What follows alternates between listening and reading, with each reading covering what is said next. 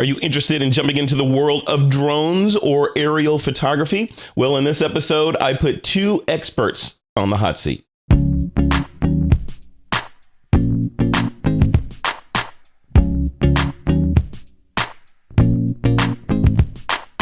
All right, folks, this is going to be a really good interview here. I'm excited. So first of all, I'm a new drone owner. As you know, if anybody who's listening to TWiP knows, I've just taken delivery a couple weeks ago of my brand new Phantom 3 Professional. I've been kind of taking baby steps so as not to crash the thing because, as you know, these things are not cheap. I decided that it might be good to get some advice from some professionals. so that's what I'm going to do. So Paul and Trace are here to we thought that I would kind of go through this and I'll give them an idea of where I am now in terms of my experience with drones and this particular drone, and kind of find out what I've been doing wrong and what I've been doing right from a layperson's perspective. Before we do that, all right, let's do some introductions. So Paul, tell us about you. And you're a drone pilot, right? So I am a drone pilot. Yes, I've got about almost up to 5,600 hours now of flight experience on quadcopters, octocopters, and hexacopters. I'm the chief pilot for DroneU. I love to fly personally boat commercials, but do everything from real estate to boat commercials, outdoor sports. And recently I just worked on 2 television shows out here in New Mexico. But I really take pride in progressing the industry and giving people the information that they need to know in order to not crash and in order to really help people learn how to fly well and, just experience the freedom of flight. And that, I got to tell you, that's my biggest fear as a new drone owner. I mean, obviously it's expensive. You don't want to crash, but it's weird because you're flying, you're up there, you get the POV, I see where I'm going and all that. But I'm getting, we'll talk about some of the issues I'm having, but it's just nervous. I get nervous, especially when I get too far away. I mean, obviously you're supposed to stay in line of sight, FAA and all that stuff. But line of sight is far. It could be a dot in the sky. I can still see it, and I'm nervous because I'm like, oh man, is it gonna fall and all my money's gone and all this stuff. So we'll talk about all that. So and I also want to talk. I know you have a training course out for drones as well. I do. So we have a 90-minute training course, and the idea of the training course is to really provide everyone with every potential way they could crash. Things from your cell phone to really starting up your drone near a steel object and not properly setting up your drone to begin with are all ways that you can crash your drone. So we created what's called the Don't Crash course. It's available at thedroneu.com, and we're working our way into stores slowly. So hopefully you'll see it at a store near you. Otherwise, you can go to don'tcrashcourse.com and check it out. It's 90 minutes, and I believe it's the most comprehensive material that any new person who wants to really transform from a new beginner pilot to a confident pilot who's ready to fly just about anywhere. Love it. Love it. All right. I'm going to check that out. I haven't seen it yet, but I want to check it out and go through it, and I'll give you some feedback. Yeah, please let me know. I would love feedback. Hopefully I'll get it before I crash. So. And also Trace, welcome, man. You're the one that made all this happen and pulled this all together through the magic of Facebook. So thank you for suggesting this interview. You know how it is. My name is Trace VanGorden, and I go by VonQuad in the drone world. I've opened up the Charlotte Drone Works LLC. It's going to be a aerial and videography company here based in Charlotte. We're really excited. I'm partnering up with a buddy of mine, David Jaffe, who has a commercial photography business called Liftoffs Photography, and he's land-based, and he's getting all of these requests for aerial photography and videography. And he suggested, hey, why don't you get into that? And as soon as I heard about, the whole drone thing, I just jumped in. I mean, because it's right up my alley. So love it. We went out, we bought an Inspire, and that's where I discovered Paul. I started to gather all of my knowledge. And one of the things I used to educate myself was his podcast, The DroneU, and I started listening, and that's where I got a lot of my skills and just progressed as a pilot. Just really listening. I mean, they've have over like 250 podcasts already, and how long have you been out, Paul? I think we've been doing it for about 14 or 15 months now, and that podcast is called Ask DroneU. So we really help answer questions, of drone pilots. Is it Ask DroneU? That's the name of it? Ask Drone You. Okay. All right. Got to subscribe to that. See, so much stuff. You know, that's the cool thing. Yeah. That's the cool thing about this stuff, right? Or just overall geekery, right? Is that there's always something new to learn in photography. Like, you know, back in the film days, there's always new cameras, new techniques and all this stuff. And you get mirrorless and then even cell phone cameras. And now we have these drones. And when I started diving into this drone world, it's just like, you know, it's an entirely new universe that I had no idea was there. I mean, like YouTube channels with gazillions of views and racing, and it's just insanity. So it's funny really too, because drones have progressed so much in the last 2 years. You know, just a year or two ago, we were flying GoPros, really trying to stabilize the camera as much as possible. We only had 2 axes of stabilization. And now we have such flight stabilization and gimbal stabilization that we can take 8, 10, 15-second long exposures with our drones, which is unheard of up until maybe 5 months ago. No, I haven't tried that yet. And that's on my list to try, you know, the long exposure thing. I was talking to Eric Chang. I interviewed him. Yeah, Eric Chang, he's like the rock star, you know, of this industry. Totally. And, you know, he mentioned that you could do long exposures and all this. I haven't tried it yet because I'm still just trying to get competent as a pilot. You know, my photography skills will come in later. But, you know, I went online or on YouTube and I'm looking at, okay, how do you do these long exposures and are they really possible at these long shutter speeds?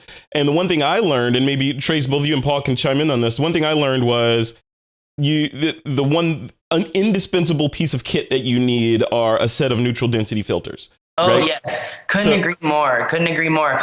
We work with Polar Pro. Polar Pro makes a lot of filters. In fact, Trace could probably tell you a little bit more about them because we just sent him a 6-pack of Polar Pro filters. They're great. Oh, well, they're you know, they're letting you show your slow your shutter speed down so you can capture, because of the way that the shutters work on the Spire camera, you really can't get a lot of frames per second. So one of the issues throw the filters on with the Inspire 1 and the Phantom 3, it's not truly manual, so you don't have adjustable aperture, and even if you try to set the shutter speed when you're filming video, you really can't get it to slow down to that perfect point where, you know, if you have a fast shutter speed, it looks like it's clipping, and if you have a slow shutter speed, it looks like it's too blurry. So neutral density is definitely the way to go. The one piece of advice I would give your listeners is that don't harp on or don't focus on the number of the ND filter, say it's an ND8, ND4, because SRP, DJI, and Polar Pro are not on the same page, meaning you could get an ND4 from Polar Pro and that's an ND8 from SRP. So it's really something to be aware of when you are buying filters for your drone. Another thing too is that the the polarizing filter you get from DJI on the Inspire 1 is actually pretty good, but on the Phantom 3, I don't believe you get one. And Polar Pro has such an incredible set of neutral density filters. They also have neutral density filters that have polarizers. And Trace, help me out here. They have the filters that have the orange and blue. Oh, like the gradient? Gradient. Yeah, the gradient. Yeah, those are... Yeah, and all these things are from the photography world. I've been shooting forever, right? So all these concepts of long exposures and limiting the amount of light that comes in, and then, you know, even the polarizing filters so that you can eliminate reflections and get the blue skies and, you know, nice water and all that stuff. It all factors in. It's all still photography. But then you look at this stuff, I look at it, there's 2 things as a newbie that I'm wrapping my brain around. You know, obviously the flight stuff and how not to crash, Paul, but also just the piece of, you know, once I get that, like I'm a land-based photographer right now, so I'm used to that tripod. I know it's rock solid. I tighten everything down. I'm ready to go. I got my shutter release. I hit it if I'm going to do a long exposure of some waterfalls or something. I know it's going to happen. It's kind of a foreign concept to have a piece of technology floating in the air that's talking to multiple GPS satellites and gimbal stabilized video on the ground, you know, all that stuff. So my brain is like, there's no way. This is my old school photographer brain.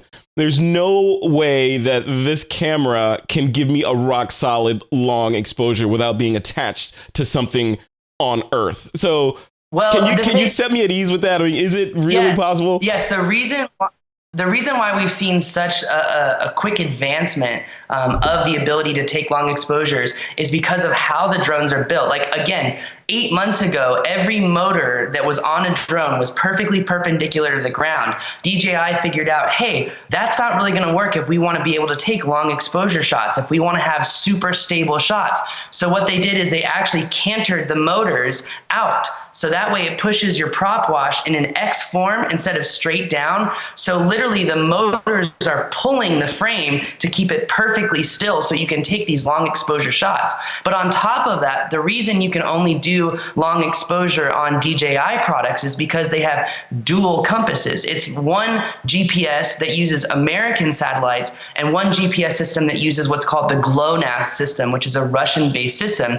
So a year ago, we were connecting to 9, 10 satellites if you lived in the Southwest. That may be 6 or 7 if you live in Charlotte or if you live in Virginia. And now we're connecting to 15, 16, 17 satellites. So we are quadruple triangulating our position in space, and our ability to hover in one position, the accuracy has really come down to, instead of 10 feet or 3 meters, we're now looking at centimeters of accuracy. That's crazy. And I'm not a GPS expert, but I had heard that the GPS system in the United States, there's a consumer version and obviously a military version, which Correct. is much higher accuracy than consumers need.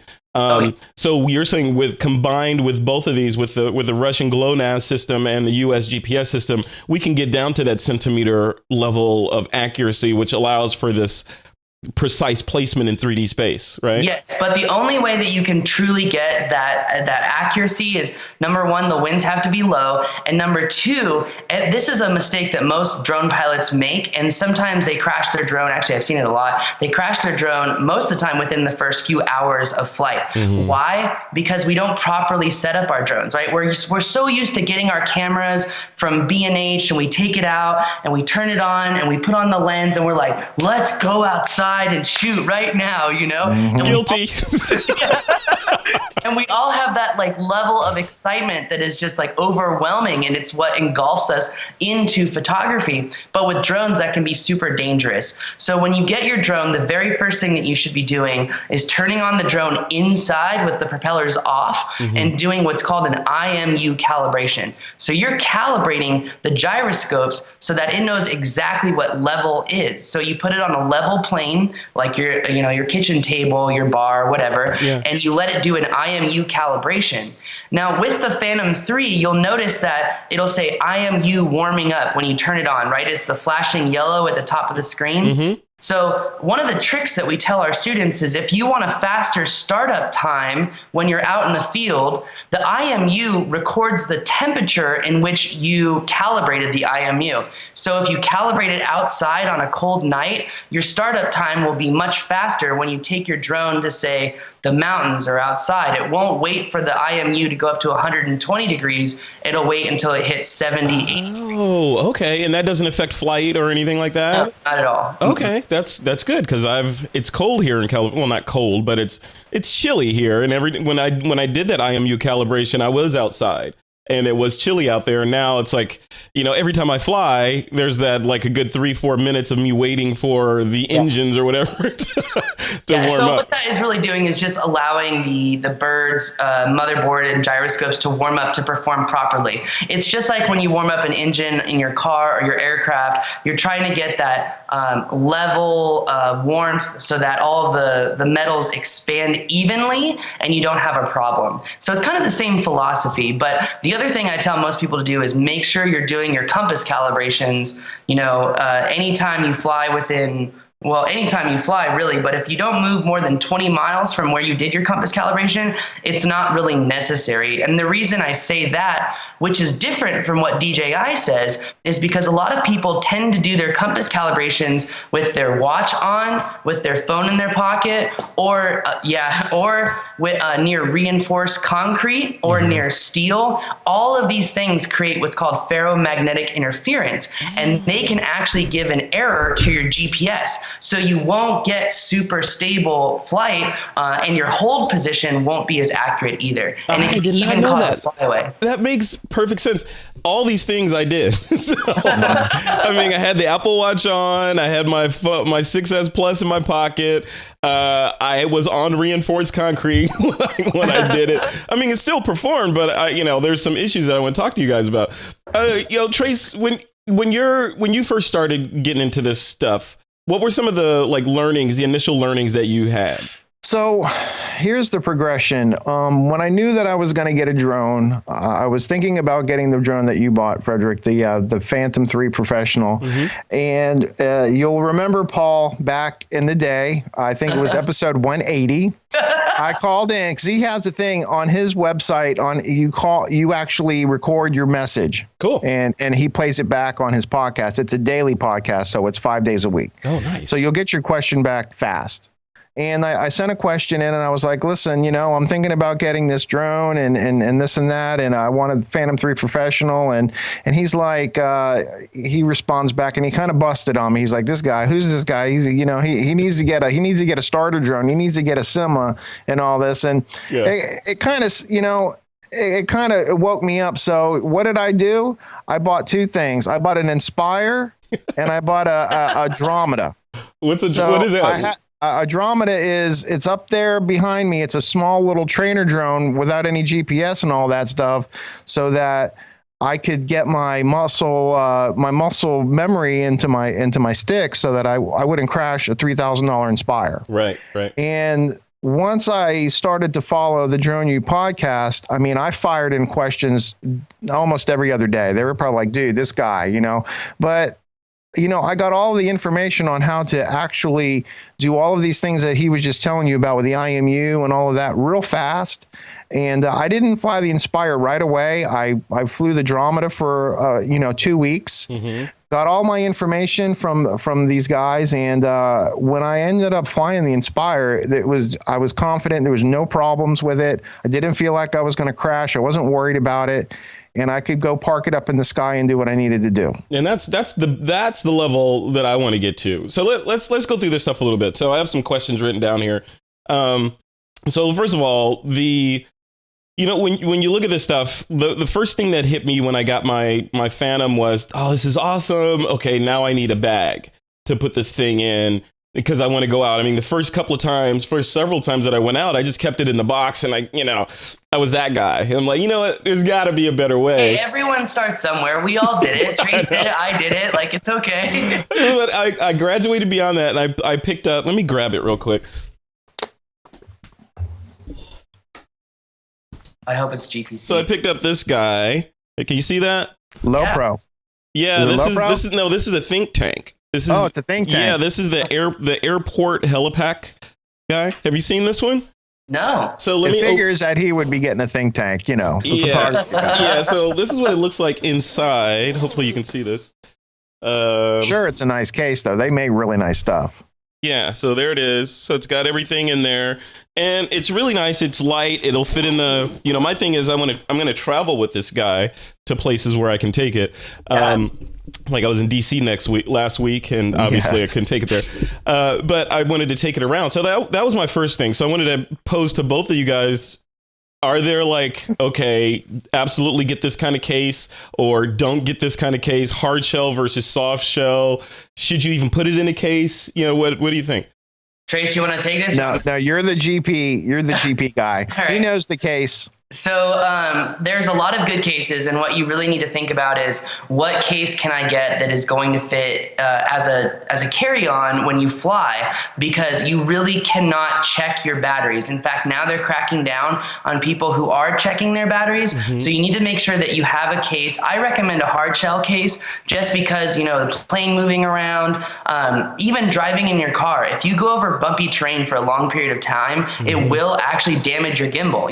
It'll totally break your gimbal, and it's only because of a small ribbon cable that goes from the yaw axis to the roll axis. That's what tends to break the most. So we tell people to get a GPC case. It's called Go Professional Cases. They're a sponsor of mine, so I just have to throw that out there. Yeah, I appreciate that. But I do love their cases. They have many different configurations, even Frederick, if you decide you're like, hey, I want to get an Inspire 1, I love my Phantom 3, I want to keep it as a backup, actually I really want to keep the Phantom 3 so I can fly through windows when I'm going out of the house, out to the establishing shot. You will get to that point one day, trust me. Oh, I know it's coming. In fact, it's on my list that I'm going to get an Inspire at some point, or whatever's available when I'm ready to buy, right? It might be an Inspire 2, whatever. So. Yeah, hey, it's coming. It's coming. That being said, GPC makes a dual case. In fact, there are a couple behind me that I could go grab where you can put your Inspire, all your batteries and accessories along with a Phantom 3. Now, you can't carry that on, but it's a phenomenal tool if you are using it for professional purposes. Again, I really do love GPC too because of the price point. It's not going to, take you to the bank and break your arm as you buy one of these things. And they're very reliable. They'll last a long time. And I'm trying to think, am I missing anything here, Trace? And they're awesome looking. They're black. They're like a black, they're like a black plastic, right? Is it like a Pelican case kind of deal? But with the blue liner inside. So I mean, it's awesome. And is the interior already cut to hold the drone, so you don't have to do any custom stuff? And they have different configurations. So if you're like me, I have 8 Inspire 1 batteries, so I need a very special type of configuration. They do make cases where you can have dual remotes for your Inspire 1 or a single remote. And the other big thing here is if you do have an Inspire 1, make sure you buy a case that is not a quote unquote travel mode case, because the Inspire 1, if you look behind Trace, that Inspire 1 is in landing mode. Travel mode makes the arms go down to level, and every single time you go out and fly, you have to flick your switch or toggle your switch 5 times to get it to go down, and sometimes it goes up. It can break your camera, and it's just kind of really annoying. And you want to be able to get up and go as quickly as possible, as I like to say. So make sure you get a case if you have an Inspire 1 that's a landing mode case. Which is a deeper case. It's a larger case. It's thicker. Yeah. And then so just to put a finer point on it, that case, the landing mode case in the hard shell is not going to fit in an overhead compartment on an aircraft. So you're going to check that, but you're going to take the batteries out and bring them with you on the flight. Correct. And GPC has a special case just for that too. So you can take the batteries out and travel with them. So, but that's, you're getting from the Phantom into the Inspire. So you're really getting into the more professional grade equipment. And you've got to consider that if you're going to travel with it, yes, you can check your drone, all the accessories. It's fine. It will be fine. I recommend, anyone take their camera off of the Inspire 1 when they travel with it. That's a big thing. A lot of people make that mistake and they'll break the gimbal, and that's another $600 that you've got to replace. So yes, if you want to travel on a plane, get the small, it's called a battery case. And then you're going to want to get the Inspire 1 case. I don't think they make an Inspire 1 case. Any maker or manufacturer makes an Inspire 1 case that you can actually carry onto a plane. But there are Phantom 3 cases by GPC. There are multiple ones. They have hard shell and soft shell backpacks. And they also have hard shell cases. Personally, I would recommend a case with wheels because unless you're going out into the jungle, which hey, you go to Hawaii, you go on a hike in Oahu, a backpack is really cool. It's great to have. But most of the time, you'll find yourself, hey, I just need a case. And if you get one with wheels, it makes it just a little bit easier because you can take, your laptop bag or something and just put it on top. So. Put it all in there. Yeah. And again, there's the Inspire and all that kit is heavier than, say, a Phantom 3. So it's a different world. Like you said, Paul, is professional. You're getting into that more professional level. Because in my experience, my Phantom can do professional level video. Totally. It's amazing. Blew my socks off. But yeah, it's a different world when you're doing multiple controllers and articulated landing gear and all that stuff, right? And a lot of people don't understand the reason for the landing gear, but that's if you want to do, subject tracking shots in the Phantom, you're going to have the blades in your framing. So that's kind of the idea of having those arms articulate up so you can move at high speeds without actually having the blades in your framing. And the camera can move 360 degrees without seeing anything. It's just basically dangling from beneath the aircraft, right? Exactly. So back to the gimbal thing. So with a Phantom, should I consider removing the gimbal if I travel with it, if I fly with it, or should I just leave that on and put some sort of clamp on there to stabilize it? So you should always leave the gimbal lock on. So I don't think plastic thing. Yeah, I don't think you can take the gimbal off of the Phantom 3. It would take a significant amount of work. So I would recommend you always keep the gimbal lock on when you're traveling. Okay. Awesome. Okay. And then, so we got gimbal, case, starter drones. So Paul, you mentioned the starter drone that you have back there that you're using. I want to talk about that a little bit because we've been talking about drones on This Week in Photo for a while, right? And my thing, see, I don't have one. Here's my starter drone right there. There's this little guy right there. And I got to tell you, I think this thing right here is the reason why I waited so long to buy the Phantom, because this thing is really, really hard to fly. Oh, yeah. It's really hard to fly. And I'm thinking, if I'm going to spend $1,300, $1,200, whatever, over $1,000 to get into this thing, I'm not going to crash it. I crash this thing every time I fly it. So the Phantom, I didn't want to be that guy. So, as a result, when I finally got the Phantom, I'm thinking, this is amazing. I can fly this all day long, well, battery notwithstanding. This thing, not so much. What do you, Trace, what do you think about that? The whole starter drones presenting a incorrect user experience and diverting people that would otherwise buy not to buy because these are so hard to fly. It is true that when you were flying the starter drones like the Unmanned that I bought, it's a lot more. It's harder to control it. I mean, it's not GPS balanced or anything like that. And then when you go on to like an Inspire, it doesn't get away from you. The problem is let's just say there you do have an issue and the GPS goes out and you have to actually become a pilot and your drone now is a mile away from you. Yeah. Not ever of learning actually how to fly it, you're probably going to be in trouble. Yeah. So to learn how to get it back home, is really why I opted to kind of master the small one first. Yeah. And that's why. Yeah. No, it makes a lot of sense. It's just like these. I think that one, the one that you have, might be a little bit easier to fly than this one. This thing's like, because this one, it's great. I mean, it flies and you get the little controller and everything.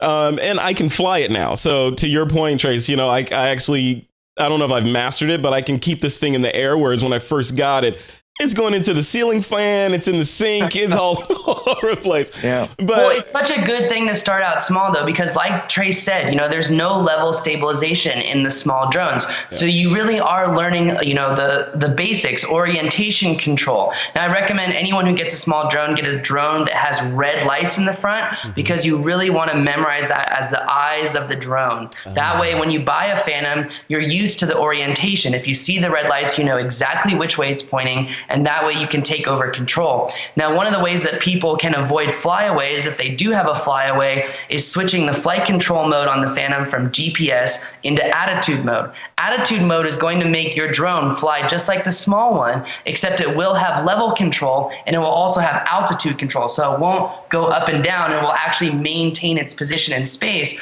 but only vertically. Yeah. So when you're learning on a small drone, you are actually creating that competitive advantage for yourself to not only be a better pilot, but also be able to mitigate emergency situations much better than the average person. I need to get to that point. All right, we're already into this thing. This is amazing. And thank you guys again for doing this, because I feel like, this is a selfish interview for me. So, no, this is cool. This is what we do. So I love this. Okay, so I want to talk about Paul. I want to go into just sort of like you talked about in your course. What's the name of your course again? The Don't Crash course. The Don't Crash course. So I want to talk about kind of the beginning, like some of the things that a beginning drone operator or pilot, I don't know, pilot seems very kind of lofty for me to be calling myself. So why not? Because my neighbor next door is a helicopter pilot. He's a pilot. I'm a guy that bought a drone. So you are operating an aircraft in the national airspace, so technically you're a pilot. I guess I am a pilot, yeah. 2016, Frederick, you're a pilot. I'm a pilot. I'm gonna put it on my resume. Pilot, yeah. But so just like from the top, just high level, folks that are just getting into this, they're like, okay, I saw this interview. I'm ready to pull the trigger. DJI just announced this Phantom 4K. It's cheaper. I'm ready to get it. What do you say to them? Don't get that thing? I say don't get that thing, because the difference between the Phantom 3 4K and the Phantom 3 Pro 4K is a massive difference, and it's all in the FPV, or the first person view. So the Phantom 3 Pro uses what's called Light Bridge. It is an HD digital downlink system that really creates an amazing image for the person. The old system, which was similar to the Phantom 2 Vision Plus, now again, I'm talking about the Phantom 3 4K. This is an older system of FPV transmission. It uses more of a Wi-Fi based transmission system that reciprocates power off of your phone's Wi-Fi, and you connect the controller via Wi-Fi to your phone instead of using a dedicated cable from, say, your tablet or your phone into the remote itself. The Phantom 3 Pro 4K is much more reliable than the Phantom 3 4K. Okay, perfect. Now here's another big thing. Yeah. So there's a big reason that you want the Phantom 3 Pro, because it has a very different remote. It has a very similar remote to the Inspire 1. There's only one difference between the Phantom 3 Pro and the Inspire 1 remote. On the Inspire 1 remote, you can see we've got 4 ports on the back.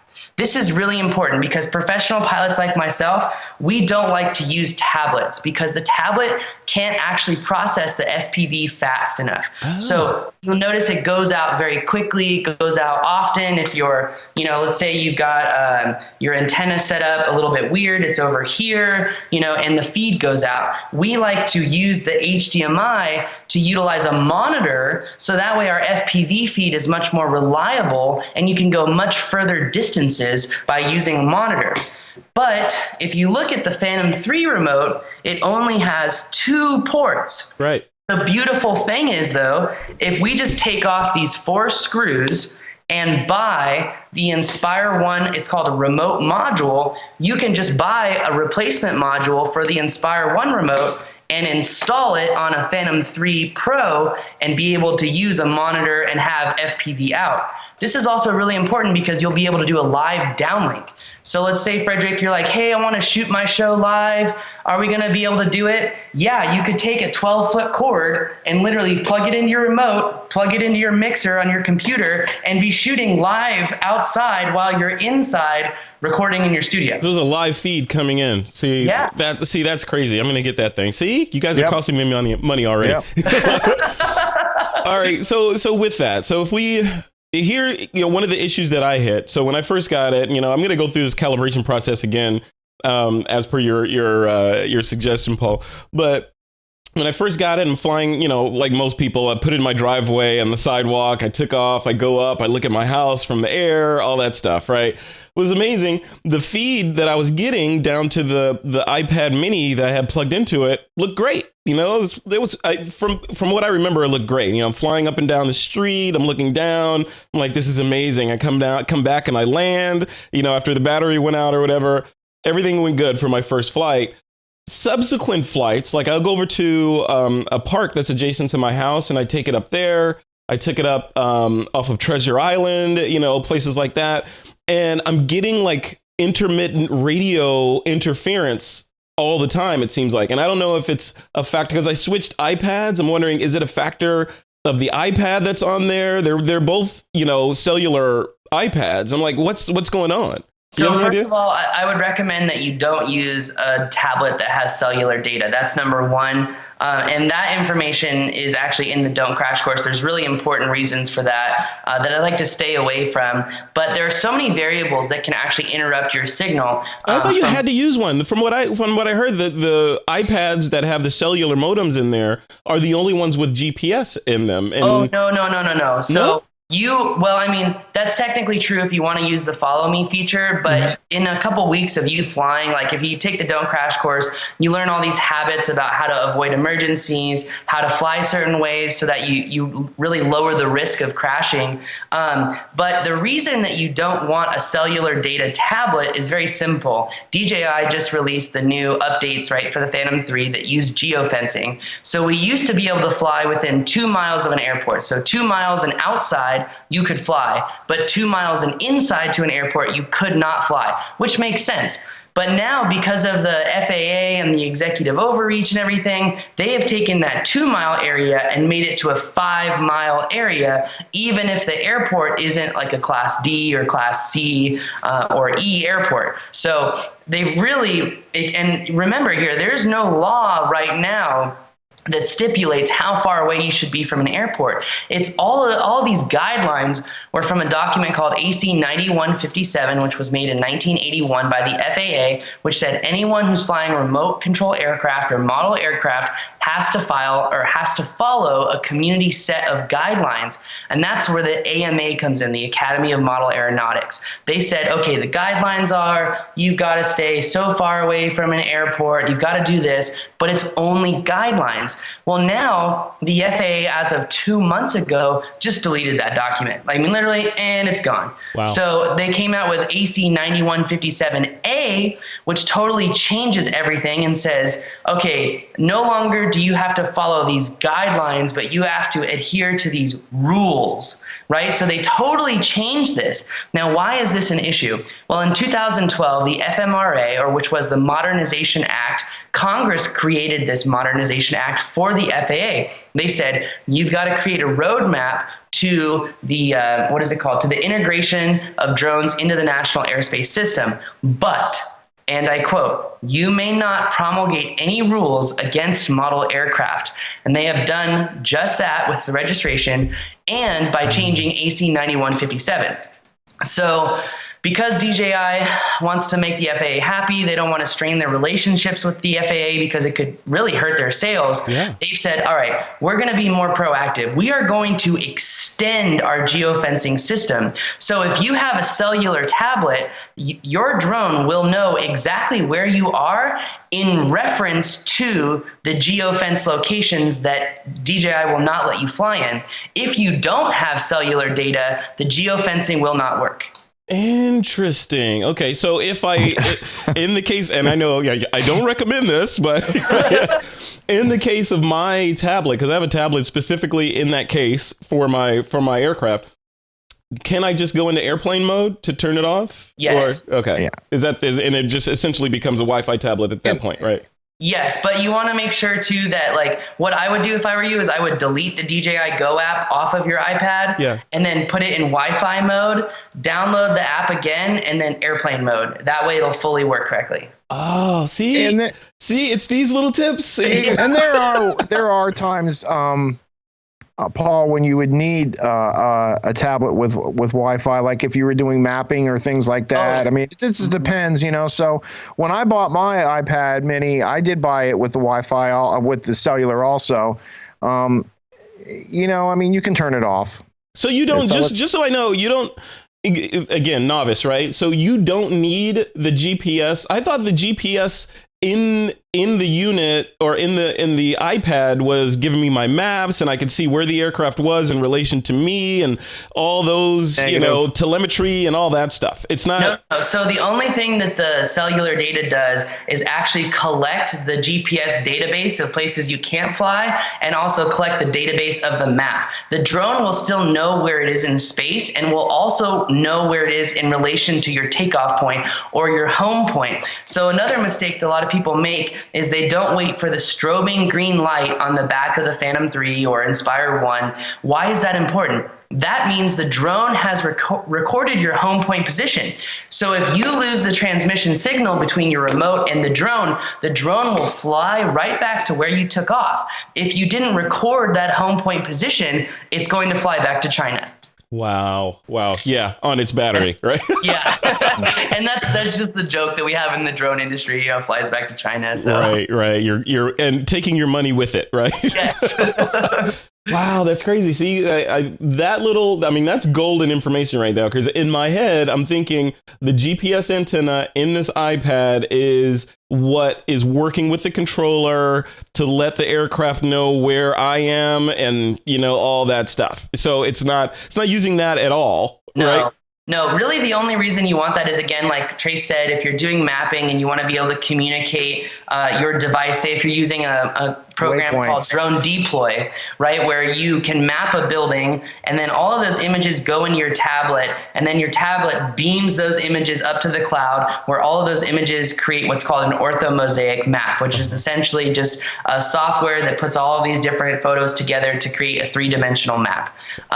Also, if you want to use the follow me feature, then having cellular data and GPS in your iPad is definitely going to be helpful. But most of the people that I know that have even tried the follow me feature say, well, I can get much better shots on my own. The follow me is cool, but I'll probably just end up flying anyway. Yeah. Okay. That's really helpful. So do you think, or to both of you guys, do you think the fact that I'm flying with the cellular modem on and all that stuff, could that be one of the reasons why I'm getting like, radio issues and all that? Or is it just because I'm flying in different locations that have a lot of interference? Or well, you could be flying in a lot of places that have interference, and people are like, well, how do I figure out how much interference there is? What can cause interference? Yes, your phone can cause interference. That's definitely true. Yeah. But other things that cause interference are like Wi-Fi modems. Radar towers are a huge point of interference. Some radio towers can cause it. Power lines, depending on how high the power or KV rating is, that can cause interference. If you're really wondering what causes interference or how much interference is in your area, you can get what's called a spectrometer. It's about $300 to $400, and the spectrometer will actually measure all of the signals and what frequency those signals are on to let you know just how much how much interference is in the air. Now, also the DJI Go app will do the same thing, not to the same level of degree as a spectrometer, but it will measure the different channels on the 2.4 gigahertz frequency or the band to let you know, okay, on channel 9, 8, and 14, there's a lot of interference. So you can go in the DJI app, click the signal. It looks like a small remote emoji, and then a bars depending on your signal strength. You can click that. It'll show you, it's either red, blue, or green, depending on how much interference there is. And you can say, instead of auto switching channels, you want to use a specific channel when you're in points of high frequency. So you stay to that channel and band to maintain optimum performance. Okay. A lot of info there, Frederick. Which means, again, I need to go get that course. I had no idea that, it was that deep. I mean, I've gone through the DJI Go app, and I've seen, that bar graph of different channels and all that. But, I'm looking at that and I kind of grok what it means, okay, there's less interference there. I can put it on auto, so it will auto select the right channel or a channel with the least amount of interference, but I'm not exactly sure what I'm doing. And when you're not exactly sure what you're doing with an aircraft, you're like, I'm just going to leave it on auto, Nice. Well, see, another thing too is if you're flying with friends who have a Phantom 3, anytime you fly with more than 3 Phantom 3s, you're going to have a lot of interference. So that's another thing if you have, say, 4 or 5 friends that you want to fly with at the same time, you go in and you individually pick which channel you're going to be on and which channel your friends are going to be on. That way you guys can all fly and still have fun. Love it. So much to talk about. A couple things before we end up here. I mean, I want to talk about a little bit. Let's see. Here's some questions I have here. Cameras. So flying around with a camera, like the camera that's on my Phantom is awesome. But as I understand it, maybe you guys can correct me. As I understand it, the camera on there is essentially the same as the Hero Black, the camera on the GoPro. But with the difference of it has the lens on it is a rectilinear lens versus the fisheye lens that's on the GoPro. Is that fair? Is it a similar or the same sensor? Yeah, I was just watching on the Phantom. I was just watching something on YouTube, and it is the same sensor as the GoPro Hero 3 Black. Okay. With a different lens on it. So yeah. The only problem that you'll have with that camera is something called mooring. Have you heard of that? Moray. Yeah. Moray. That's it. That's the word I was looking for. Yeah. And the way to set that up, if you go into your settings on your camera settings, so that what Moray was when you're taking video, it's kind of tiling, like when you see, like if you're flying over a house and you see like roof shingles, they'll kind of like move a little bit. I mean, and it's a sharpness thing. So if you set down your sharpness to -2, and what is it? Your contrast -3 and your saturation -2. That's a good. That helps get rid of that. Okay. Yeah. Okay. But otherwise, the camera on there is capable. How is that camera compared to the Inspire 1 camera? Is it a night and day difference, or is it, I think that you'll see a lot more pixel density in the Inspire 1. Now, it is still the same 1 to 2/3 sensor as the Inspire 1. That's on the X3 camera. The Inspire 1 has 3 separate cameras now. The X3, which is the same as the Phantom 3, but you will get a lot more detail. Okay. And I'm not really sure as to why. Aliasing or moire, as you guys were talking about, is definitely an issue in the Inspire 1 as well. And just like Trey said, you can adjust your settings on the camera to really change that and still sharpen up your image in post to make it look really good. Yeah. That being said, on the X5 camera, that is a micro 4/3 sensor, and DJI teamed up with Panasonic. So really, you're looking at the G7, the GH4 sensor on an Inspire 1. Yeah. Now, if you're like, well, I'm shooting feature films and I need the best of the best, and I've shot a feature film and they still don't even require this, but anyway, if a guy says that, he's like, I need the X5R. The X5R shoots 4K lossless cinema raw 4K. So I said 4K twice, but Yeah. So those are the guys that are doing scenes for like Star Wars, Lord of the Rings, and they need that level of horsepower. Yes, but yeah. I'll be honest, the last scene of Star Wars, the aerial footage was really doo-doo. I'm not gonna lie, it was really bad. So. Wait, which scene? What scene was that? I haven't seen it yet. That was the scene where, Rey is handing Luke the lightsaber. Oh, right. And they're on that mountain, somewhere in Iceland or something. Yeah, I'm such a stickler when it comes to footage, and I think this is why I get hired on set, but if you notice, the framing is going like this. Yeah. It's yawing the whole time. Yeah. And I'm just like, oh no, it's Star Wars. It's going to haunt you until the next film comes out. Yeah.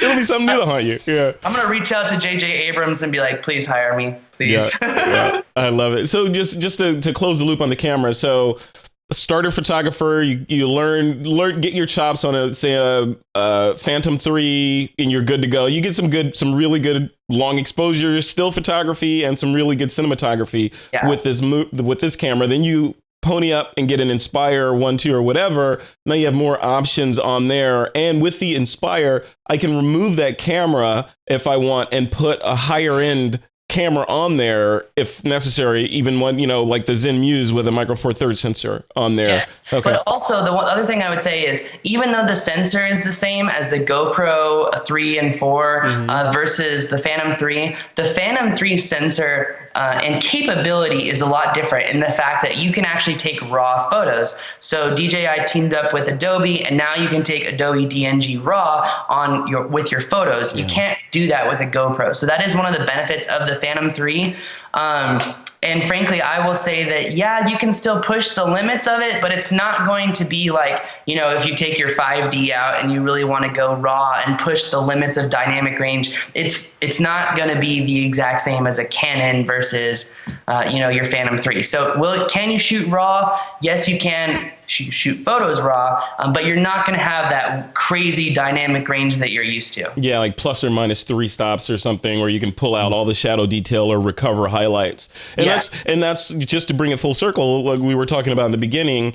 You have to do a fair amount of work on the front end with neutral density filters or polarizing filters, so you can control the amount of light, so you don't blow your highlights when you're trying to get shots with the sky in the scene, right? And I normally, even when I shoot, I have a neutral density filter on, and on the remote, the right side affects your exposure value, and I normally set my exposure value down 2/3 of a step anytime, and always adjust my shadows, because you guys are photographers, you can always pull up your shadows, but you can't pull up your highlights. So. Yeah. There's usually more data in the shadows, and if the highlights are blown, they're gone. It's just, it's like a slide with clear on it. There's no data in there. You can't recover it. And Do you do D-Log, Paul? What do you set your camera to? Oh yeah, so I always shoot in D-Log, which is more of a cinematic type of setting. You'll also notice it's not nearly as sharp, but my settings normally when I shoot, I actually do +1 on sharpness, -2 on contrast, and I leave my saturation right where it is. And I do that because I worked with the DP, David Hennings, and we went out and flew for like an hour, hour and a half, and he was like, "This is what I want right here." So I just like, this is what I want. Yeah. So, I love it. I love it. But yes, I do shoot in D-Log, and Trace, that is a phenomenal reminder and point to tell people, you want to shoot in D-Log. There are so many different settings on the Phantom 3 that you can shoot in, but again, D-Log, and then you can go into your settings and say adjust saturation, adjust contrast, and adjust what is it called, sharpness. So love it. Yeah. Okay. So much to learn. Obviously, we're not going to get to all of it in this interview. One thing I wanted to end on here is when you're an aerial imaging person, I don't know, I got to find out what the right term is for that. Yeah, an aerial photographer. What are the main differences that I need to know as an aerial still photographer versus an aerial videographer? Like, is it just that frame rate? I've seen some YouTube videos that say, too fast of a frame rate gives you, like Tracy, you were saying, gives you that kind of staccato look. Too slow is not right. Or is it just frame rate, or what do I need to know in order to get good videos like you shoot, Paul? Go, Paul. All right, so there's a couple things. Number one, when you're first starting out, you should really start off with a higher frame rate. So shoot at 1080, say 60 frames per second instead of 4K 30, because these are not global shutter cameras. These are called rolling shutter cameras. So as you adjust left or right, the shutter is reading the information from right to left. So you're gonna get this real choppy look as you pan the camera. Mm-hmm. So the real difference in skill between a photographer and a videographer in the sky is very high, because a photographer is so used to, I go up, I go to this point, I set up my framing right where I want to go, and I take the photo. Mm-hmm. But as a videographer, the slightest movement in yaw is going to affect the quality of your video. So you really have to go out and practice, and these are again some of the things that we talk about in the Don't Crash course, on practicing your smooth movements and utilizing all different surfaces of the control surfaces of the aircraft to create the smoothest video. What do I mean? Well, I mean, instead of going forward, right? So the drone's just going forward. Instead of just going forward, think about going forward and rolling right and slowly yawing or rotating to the left mm-hmm. to create a more dynamic perspective. Yeah. So there's just so much that you can do with the video. Starting at a high frame rate is good because the shots will be much smoother. I totally recommend that people go into the settings of their remote control and slow down the yaw. That's, again, the rotation, so that their shots are a lot smoother. Start off simple, and then just like any, any video game, start off with the small combinations and then slowly add different things. When I was first starting out, it was like, all I want to do was that slow Jurassic Park reveal over the water, Yeah. And now I'm like, how can I go down, look up, come about, do a 180? It's like trying to create a story in every shot. And as a videographer, that is truly what you're trying to do, is create a narrative from the beginning to the end of the shot. And I think this is why so many people drone videographers will lose business, is because if they don't have these super smooth shots, they're not going to get work. I mean, this is something you really have to practice day in and day out to become good at. Trace, what am I missing here, bud, as far as the differences between... Well, I mean, to play off what you're saying, as a photographer, I come from a photography background. I've been listening to TWiPs forever. you guys, I mean, for me to be on this show was like, seriously, I can't believe I'm actually here, because I come from the photography world. Yep. So yes, you can go and you can park your drone up in the sky and take pictures and get really good pictures because you have the time, and it stops. We have a really good friend that has a commercial business, and he takes pictures and they're spectacular. Yeah. Amazing. I don't think he's a very good videographer, and he'll even tell you he doesn't really even know. He doesn't really run video. He doesn't know how. Right. video is a whole nother beast, Frederick. That's the new thing. That's what you want to learn. That's what I want to learn. That's what Paul is teaching.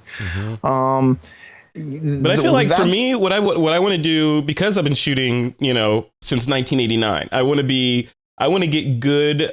I'm looking at this drone that I invested in as just freeing me from terrestrial based photography. Now I can, because I've never been much of a fan of like myself of being a landscape photographer, because I just feel like how can I bring something new to the table than all these other people have done? It just feels like there's nothing new that I could do. And then I see folks like Karen Hutton doing new stuff all the time, and I feel bad. But with the drone, I feel like, okay, my brain works like this. Here's a shot on the coast of California. What if I go out over the water and shoot back now? I feel it gives me that three-dimensional level of freedom as a still photographer. Plus, I can employ what I've learned about photography over the past several decades to this new capability. Like Batman, I got a new tool on my belt now. But like what you guys are saying, when I look at it from the standpoint of video, it's almost like I have two different pieces of kit, right? So it's a camera, it's a still camera in the sky that I have that I'm learning how to use. And I feel like the next level after I master flight and how to use this new camera will be to add on video. And Paul, like you're saying, it's a whole different world. Cinematography is, people spend lifetimes learning how to be good cinematographers. And, who am I to think that I'm going to get decent at it, just because I have a drone? You totally can, though. Yeah. Like what I was trying to say earlier, and I don't think I did a good job of explaining myself. Photographers fly to one point, they rotate, fly to another point. Videographers, you can always tell a good drone pilot by how they bank their turns. Instead of these straight lines, it's more of a banked turn. And videographers are trying to use that curvature to, again, tell a different perspective. And is it much more difficult? It is. Is it possible to learn, though? Yes. And we find that after about 25 to 30 hours of practicing these movements, it's totally possible. Right. And then from there, just like I was saying earlier with the video game, it's adding in these different combinations of controls to really master that cinematic effect. Like, all right, you're talking about the shot off of the beach. Instead of just pulling out and back like most people do, the droney as they call it. Imagine if instead you just went straight up and your camera went from here to here, and then you reverse that footage and you have this woof shot that's just incredible. I'm going to try that today. Yeah, reversing it. Yeah, see, it's those tricks like that. So, okay, let's end it on this. So if like me, again, personally, this is a selfish interview, I want to learn how to fly like that. Right. So I want to learn, once I get more comfortable and I figure out these interference issues and I, do the whole IMU recalibration that you mentioned, Paul, like once I get through all that and I'm ready to start taking it to the next level from figure eights and flying boxes and that kind of thing, which I think I'm at now. How do I get to, the Top Gun Maverick Goose level? Let me say something, Paul, and then you can finish off. I got something real quick. Frederick, you take a lot of pictures. I've seen a lot of your pictures. Yeah. And you take a lot of pictures. Yep. Your video from your Phantom of the dock over the bay with your music. Okay. Yep. That's a whole nother Frederick Van Johnson. It speaks. I got caught in the moment and I was there, and it was a whole nother angle of you that is just starting. Yeah. And you're good already. Just what you did in that one video shows that, it started out as a photograph. It's the dock over the bay. Come on, it's awesome. Yeah. And thank you. So it was great. You'll be awesome at it. And you just got to hone your skills, and guys like, Paul can help you do that. I'm excited about it. And that that whole, you hit it right on the head, because it feels like, it's a whole new capability that I have that I'm learning. And for me, it sounds like a cliche, but it's not the destination, like becoming the Top Gun Maverick Iceman or whatever pilot. The fun part for me is the geekery of learning all this stuff and talking to folks like you and figuring out, like, even in this interview, I've learned like 12 things I had no idea about, like even the iPad cellular modem thing. You know, it's like, oh, that's a nugget. I had no idea. And building all these capabilities together and then putting them in practice and taking it out and trying to do these different shots. Like you were talking about, Trace, you know, I have all these things in my head that I want to do, but it's overlaid with skill, fright of losing my investment, you know, and then also, you know, frankly, ignorance of the law around where I can and can't fly. You know, I mean, I've got the little app, you know, that shows me like the radius around airports and all that stuff. But just like when I'm flying right now, because of all the confusion and the controversy around these aircraft, I'm like, okay, can I, like, even when I was on Treasure Island, I'm like, am I allowed to be flying over the bay? You know, maybe I'll go out a little bit and come back, you know? So I want to get to the point where I'm comfortable about where I'm flying. I've got my checklist down, things in the air. I know, like, if something happens, like you were saying, Paul, something happens and I lose GPS or whatever, I'm competent enough to bring the thing home. It's not going to China, you know, all that stuff. So I don't know. Like you're saying, you know, this is a progression, right? So you've got to start, like the Don't Crash course is a great starting point. It's not going to teach you how to fly like an advanced pilot. You know, Drone U has a lot of classes, and we do more of a kind of membership style. So it's like a training community where you have a community of people that you can work with and ask questions and get your questions answered. Again, it's a progression. So first thing, we're going to teach you all the things that can go wrong and how to avoid those things from going wrong. That way we can build your confidence. So you have that confidence, you know where you can fly, you know where you can get the resources to figure out where you can fly and where you can't fly.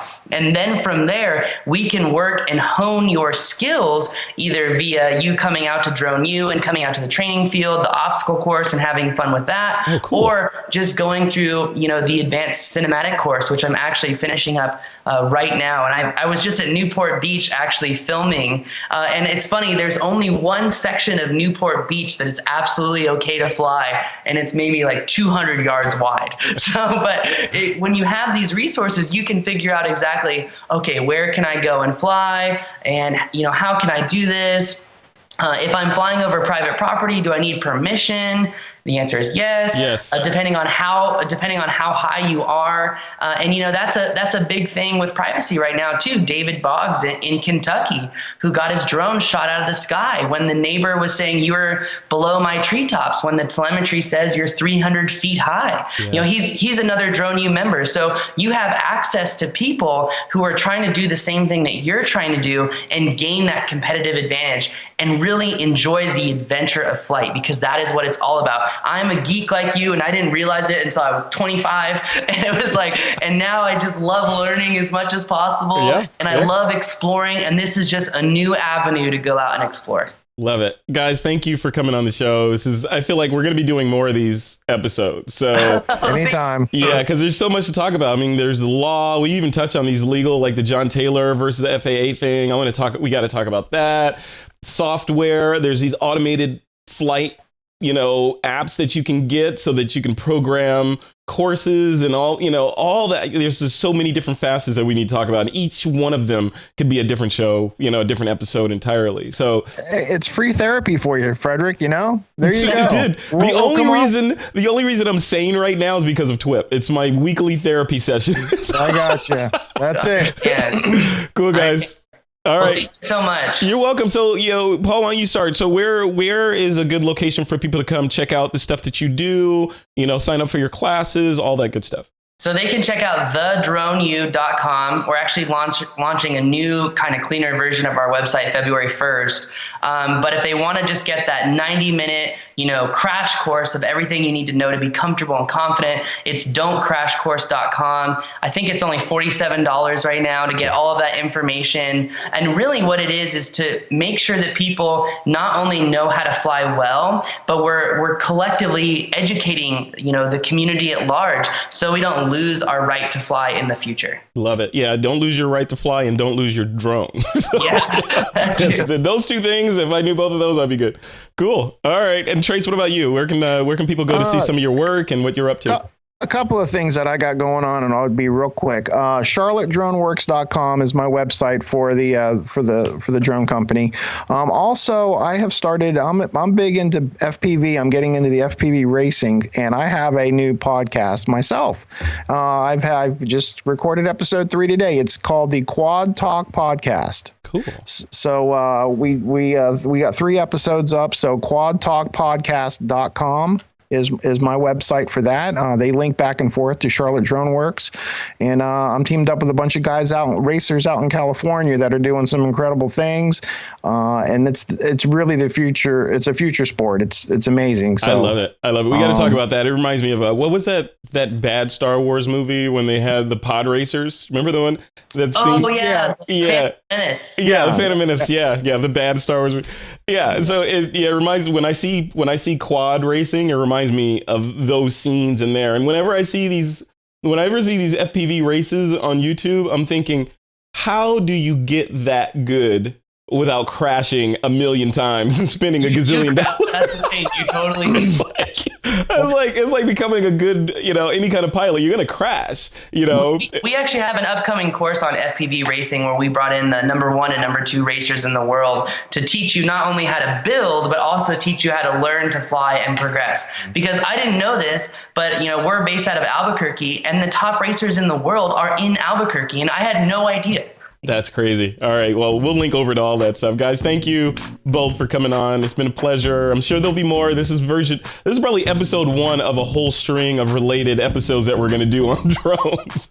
So, we'll talk more. So thanks, guys. I appreciate it. Thank you. All right, Frederick. Thank you very much.